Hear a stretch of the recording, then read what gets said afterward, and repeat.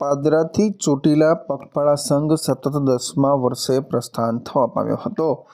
રાણા સમાજની કુળદેવી ચામુંડા માતા ચોટીલા પાદરાથી પગપાળા સંઘ જવા પ્રસ્થાન કર્યું હતું। સતત 10મા વર્ષે સંઘ પ્રસ્થાન થવા પામ્યો હતો, જેમાં મોટી સંખ્યામાં શ્રદ્ધાળુઓ ચાલુ વર્ષે પગપાળા નીકળ્યા હતા। જ્યારે પાદરાના ધારાસભ્ય ચૈતન્યસિંહ ઝાલા દ્વારા આ સંઘનું પ્રસ્થાન રાણાવાસ ખાતેથી કરવામાં આવ્યું હતું। ત્યારે પાદરા નગરમાં નીકળેલી વિશાળ વાજતે ગાજતે શોભાયાત્રા નીકળી હતી। પાદરાથી ચોટીલા પગપાળા રાણા સમાજની કુળદેવીમાં ચામુંડા માતાએ સતત 10મા વર્ષથી ધ્વજા ચડાવવામાં આવે છે, જેમાં સેંકડો ભક્તો પાદરા અને જિલ્લામાંથી ભાગ લેતા હોય છે। જગદંબા ચામુંડા માતાજીમાં કરોડો લોકોની આસ્થા રહેલી છે, જેમાં પાદરા રાણા સમાજના પણ કુળદેવી હોય।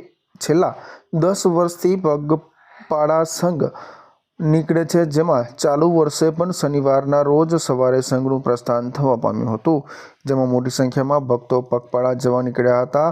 માતાજીના રથ સાથે તેમને વળાવવા મોટી સંખ્યામાં સમાજના ભાઈઓ બહેનો બાળકો શોભાયાત્રા સ્વરૂપે નગરમાં નીકળી ચોટીલા તરફ પ્રસ્થાન કરવામાં આવ્યું હતું।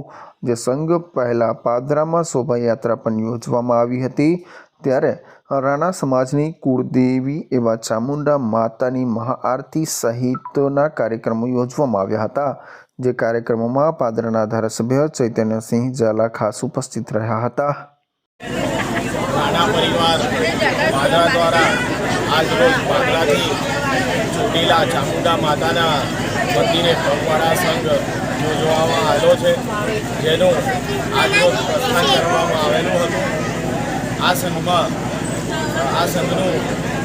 સળંગ 10મું વર્ષ છે, જેમાં રાણા પરિવાર ખૂબ જ મોટી સંખ્યામાં જોડાય છે અને આજે પણ મોટી સંખ્યામાં પગપાળા ચાલતા ભાવિક ભક્તો જોડાયા છે।